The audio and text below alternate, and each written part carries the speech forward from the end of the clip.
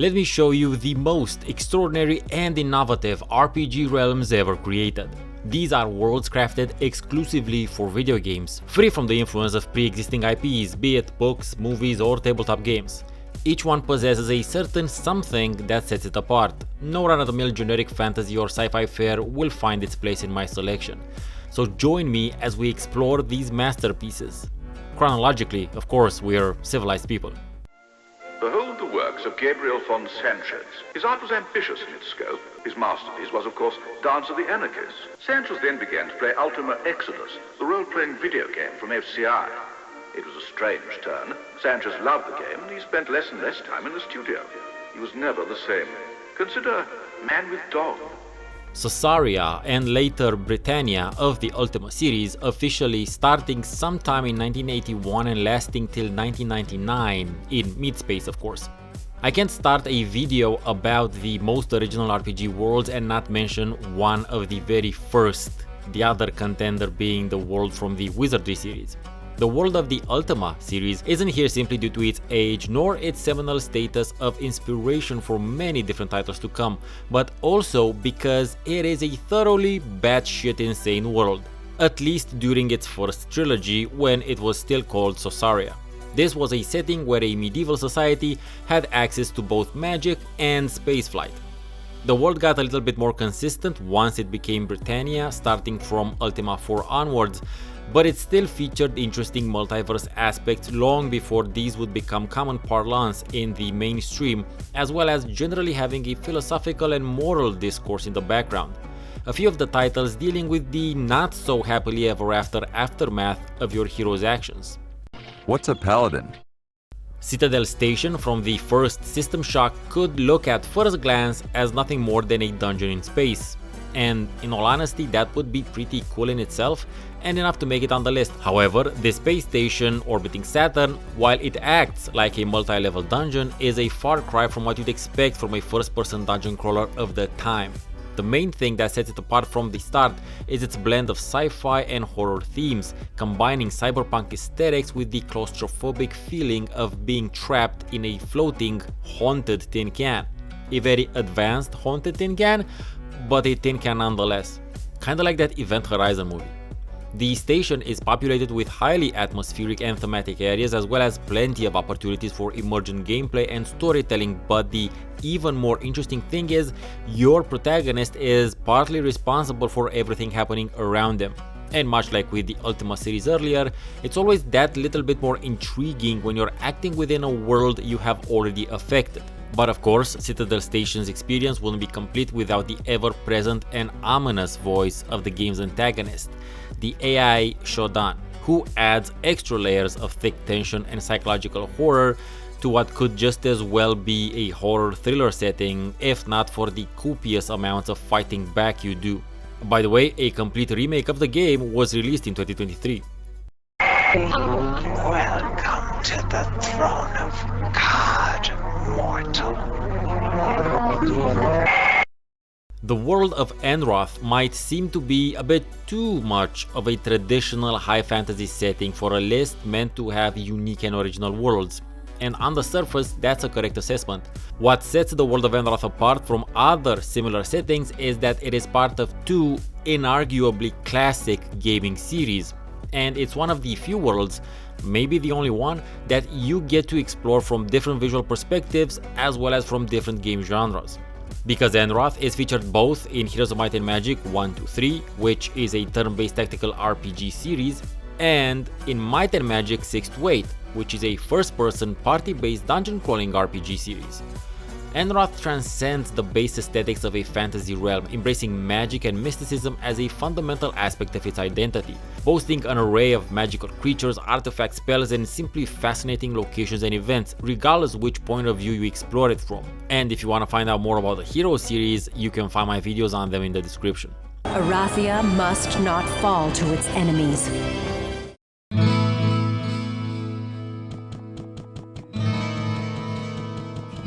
The world of Sanctuary from the Diablo series, but particularly Diablo's version, when we didn't know it was called Sanctuary because it didn't have a name. The world portrayed in the first Diablo game is a rare combination of familiar, dark, and mysterious, a world of perfect gloom, as a friend of mine would say. Being limited to the small town of Tristram and its cavernously deep dungeon masquerading as a monastery during what seems to be a perpetual night raises considerably more questions than the game ever answers. Have demons been a part of this world since the very beginning?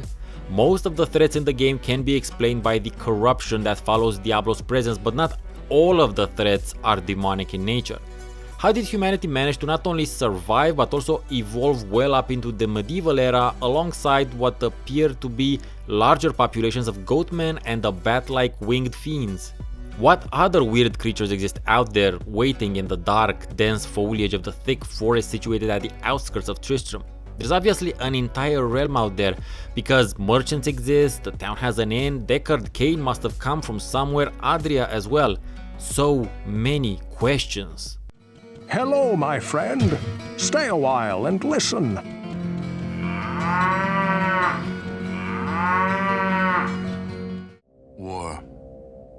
War never changes. The alternate Earth from the original two Fallout games exists in a timeline where human history diverges wildly after the Second World War and leads to a type of future imagined back in the 50s. This was a decade characterized in the US by rock and roll, the Cold War, and the tremendous power resulting from splitting the atom, which appeared, at least at the time, to be the answer to humankind's energy needs. As a result, in the Fallout universe you'll find cars and robots fueled by nuclear power cells, as well as a bunch of creatures spawned by the immense quantities of radiation. For you see, the Fallout universe also exists in the aftermath of a globally spanning nuclear war, which, by the way, also appeared almost inevitable during the 50s, more so during the 60s thanks to the Cuban Missile Crisis. A massive amount of the Fallout community's dedication towards the franchise is due to its world, atmosphere, and retrofuturistic aesthetics. I am not a sir! I work for a living, you moron! You will call me Sergeant or Sergeant Dornan! Do you understand me? The world of Jarrah from Silver is made up of disparate landmasses, each of them seemingly having a particular environmental theme. However, while the world initially looks to be firmly medieval fantasy, after spending a bit of time in the game you discover that there is some relatively advanced technology present as well, at least advanced for what you'd expect from the medieval period. Your quest for the 8 magic orbs takes you all over Jarrah, and one important thing to keep in mind is that these aren't simple MacGuffins, like these sorts of things tend to be in other games. You can use them during your playthrough, and you should use them because that's how their respective effects improve. I love fantasy worlds where magic exists and it's fairly powerful. I mean, the orbs give you immense abilities, but it also has limits, and that's where technology, usually some form of jury rig punk technology, comes in to fill the gaps. I really enjoy that because it just helps cement the goofy nature of this game world. I could have killed you! No, just raised his voice another octave. The world of Septerra is an artificially created planet made up of 7 different layers, each revolving around a mysterious and mythic core with a spine going through it, looking something like an armillary sphere. The planet was created by beings of such tremendous power that they are now seen as gods, aspects of which can be summoned through the use of what could be described as magic spells, fueled by the energy given out by the core. That said, fairly advanced technology and robotics exist on the various layers, or shells as they're called, but this doesn't seem to interfere with these magic-like phenomenons, as opposed to what happens in an upcoming entry on the list. As you'd expect, each shell has developed its own biome, societies, cultures, and different species. Likewise, there's a hierarchy between the shells, with your heroes starting up on what is considered the garbage dump shell. You must protect the flagship at all costs. The flagship is doomed. All ships retreat. The land of Eurale isn't something out of the ordinary in terms of medieval fantasy settings, but the way in which the developers limit your experience of the world is what puts it on the list. Because the game's main and major focus is on a gigantic fortress built at the amorphous edge of territory between warring factions. The Citadel of Avalon has been under siege-like conditions for 8 months by the time your character lands in its port, and has been a focal point of the war for several years since its building. To say things are dire for the people within Avalon would be an understatement, but that sense of quiet despair only adds to the tense mood you'll find within its walls. The lack of resources coupled with cabin fever and paranoia create a world experience close to that of the original Diablo. Sure, you get to explore various areas outside the Citadel after Chapter 1, but this isn't Tristram where you just return to unload loot and stock up on potions. This is where you live and where many other NPCs go about their lives and you can interact with, all of them being named and many of them having various things to say that may or may not come in handy later on. Another reason for this to be here is that it's a world that allows you to wear several layers of clothes, and that is indeed a rare RPG world to find.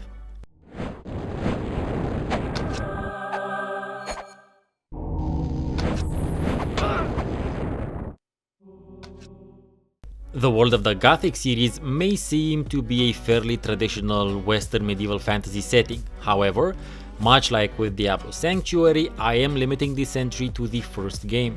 And in the first Gothic, you're relegated to living in and exploring a valley populated by mines, orcs, wizards, and convicts. So a little bit like Australia. Whoo! Danger, danger, danger. Unbelievable. You being one such convict, finding yourself on a bit of a mission in this enclave that is separated from the outside by an impassable magical barrier. This valley acts as a sort of prison colony or work camp, where the convicts are tasked with mining a rare magical ore, but when it gets magically separated from the outside, that's when entirely new social dynamics appear, with various different factions arising to cater to the new requirements of their predicament. What sets it apart from many other fantasy worlds of its time and after is the sheer amount of stuff and things that were jam-packed into a pretty small surface area. There is no wasted space, and every area is populated with something, be it a scalable wall, something to gather, something to fight, or something to interact with in general. The sheer amount of verticality to be found, explored, and on occasion exploited in Gothic is quite staggering even by today's standards, let alone 2001.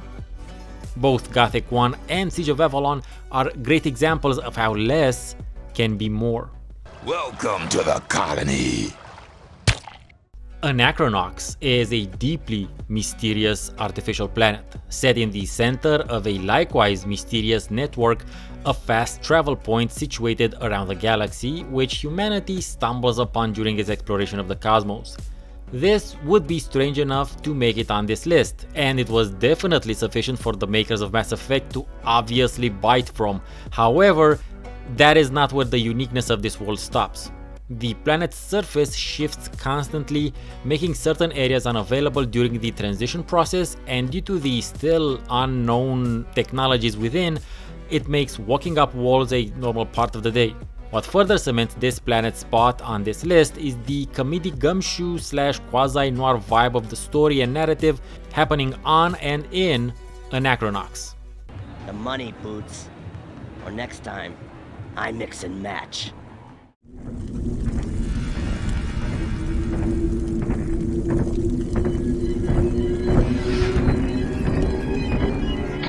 The world of Arcanum is a wonderfully particular blend of Tolkien and Jules Verne. But as opposed to what happens in the Shadowrun universe, for instance, magic has always been part of this world. In fact, for eons, various species of humanoids and societies have developed with magic being a part of their everyday lives. That is, until a human noticed a peculiar mechanical invention in a dwarvish lab. This was the first steam engine, and once humans saw the potential for it, everything changed in Arcanum. Technology advancing and becoming more widespread, it very quickly became apparent that it was in direct conflict with magic, sometimes violently so.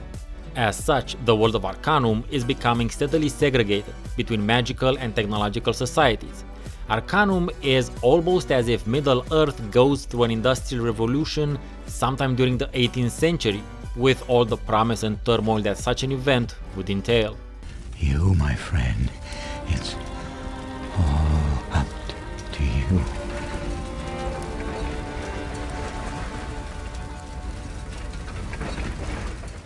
Arx Fatalis transports players into a richly detailed and immersive world, offering a captivating experience that combines elements of fantasy, exploration, and mystery. The surface of the world of Arx has been rendered uninhabitable, forcing its denizens to seek refuge underground, where they have built a sprawling network of interconnected caverns, tunnels, and ancient ruins.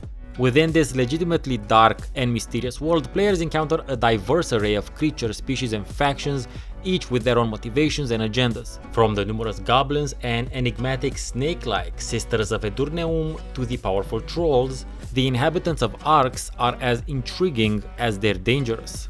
Exploration is a key aspect of the world, as you navigate the intricate and treacherous underground labyrinths, unearthing secrets and uncovering the truth behind this enigmatic realm. From dimly lit dungeons and ancient crypts to sprawling underground cities and forgotten temples, every location on Arx is meticulously crafted to evoke a sense of awe and wonder.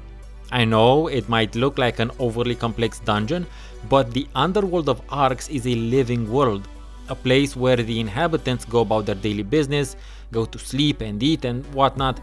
It's also a world you can interact with to a deep degree, in which will react to even some of your most minor of actions.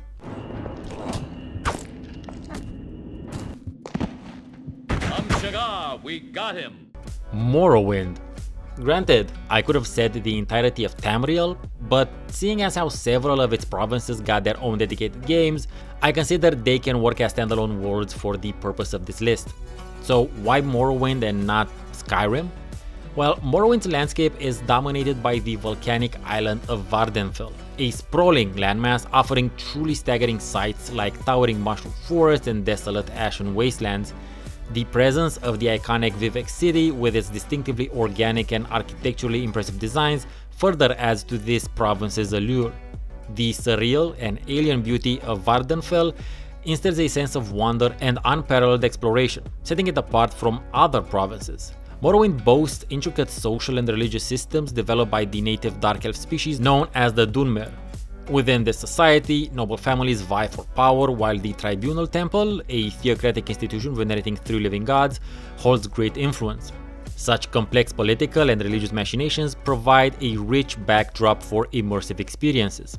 Morrowind's lore is also deeply influenced by the history of the Dwemer, a now extinct race of technologically advanced dwarves capable of reshaping the fabric of existence. So, much like an upcoming title on the list, whether you're interested in diving into the political and religious machinations or wish to explore the world and its history, Morrowind will supply.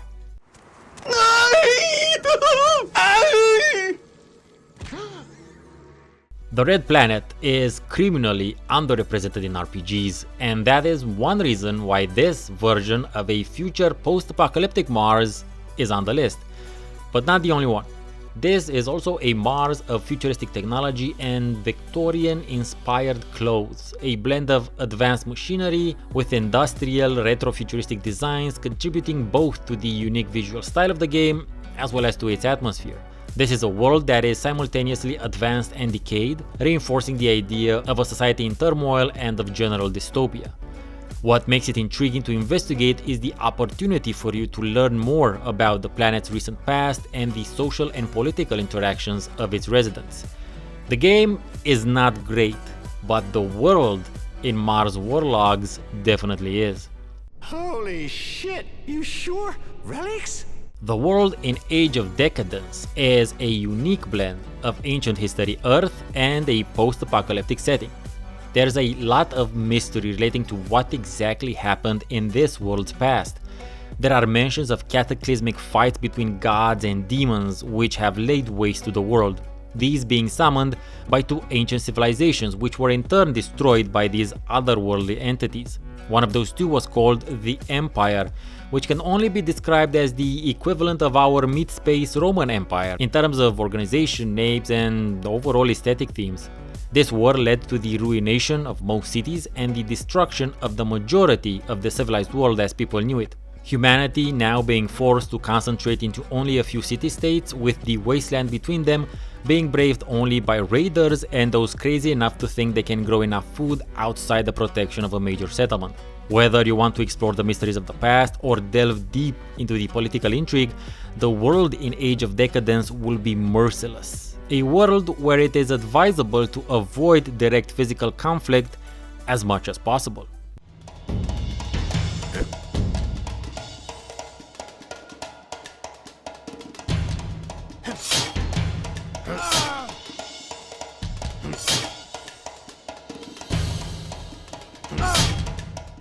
The world of Eora from Pillars of Eternity is a realm where magic has been forever present. Firearms have started being developed and have proven to be quite efficient against spellcasters, but they are fairly cumbersome and rare. This places Eora in a period of time roughly around the 15th to 16th century in our timeline, but with the added difference that souls in this world are not only an actual thing, but they can be measured and manipulated, souls being the source of all magic. This makes the cultural and societal landscape of Eora a very interesting one to explore, the entire realm being something of an intellectual exercise in how would philosophies and spiritual dynamics develop and evolve in a world where not only there's magic, but it is known that souls exist and that they get reincarnated. Some people become attuned to seeing souls around them, while others become aware of their souls' past lives, both of these things bringing with them great powers within this magically infused world. Of course, this brings with it the very human problem that once something can be measured and manipulated, it can also be commodified. And souls are seen by some as a resource to be used for much grander, much more terrible endeavors than simple illusionist parlor tricks. Fi, you're itching for the kindling touch of your sister, you cocksfeather! A distinct Venetian-inspired world greets you in Masquerada, Songs and Shadows. And if Arcanum's literary reference was a blend of Tolkien and Jules Verne, then Masquerada is definitely Alexandre Dumas with a bunch of magic thrown in for good measure. Masquerada of Songs and Shadows unveils the setting of Ombre, a world unlike most other fantastical realms, a place that blends Renaissance-styled visual aesthetics with a heavy dose of elemental magic, set onto a deep tapestry of political intrigue, classism, and social unrest. The world's magic is intimately tied to a number of special Venetian-style masks, magical artifacts known as masquerines.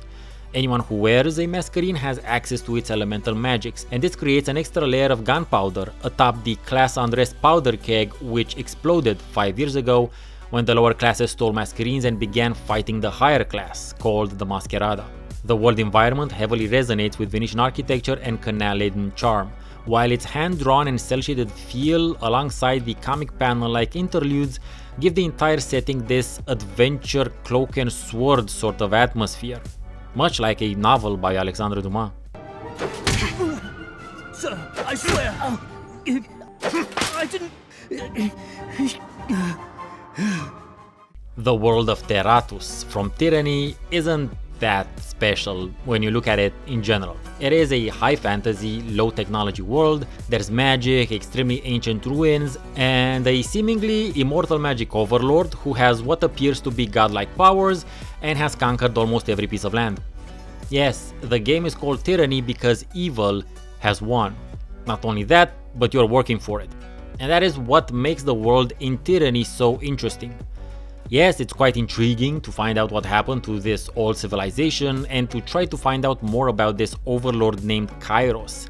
But what is most interesting is how the game makes you explore the idea of evil, and how a 400-year-long campaign of conquest and intimidation followed by tyrannical rule has molded characters, institutions, and societies. I have a particular appreciation for this game world, so much so that I have a series of videos dedicated to it which you can find in the description.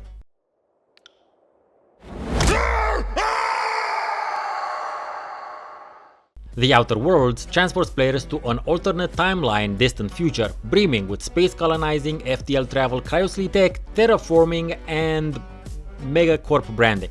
The setting of Halcyon is composed of 6 planets, and it mirrors the paradoxes of unchecked capitalism, where corporate interests are conflated with the interest of humanity, and each inhabitant is an employee, or better said, indentured servant, of one company or another.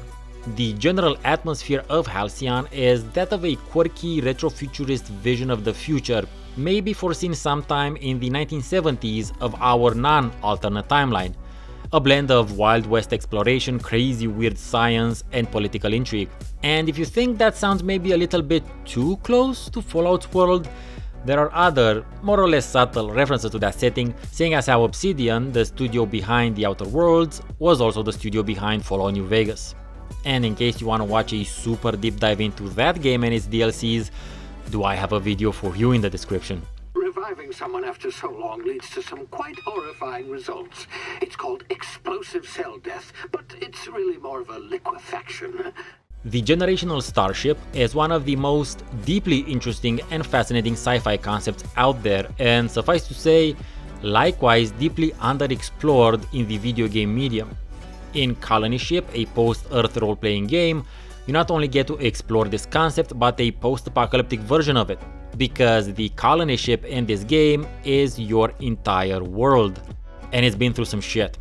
It was already 2 decades into its life as an interplanetary freighter when it became a generational colony ship, but nowadays it's breaking down further as a result of a past civil war between rival factions. You'll never know the comforts of Earth, nor will you ever live long enough to reach the ship's destination that's still several generations away. You simply have to live and maybe even thrive in this post-apocalyptic dystopian city-sized spaceship which features 16 different environments to explore. Despite being in the year 2754, advanced technology isn't as accessible as you'd think. In fact, a lot of the tech has been going backwards, the truly advanced stuff becoming almost mythical in nature, more or less the equivalent of magic, only accessible to the most well-off and well-connected of higher-ups.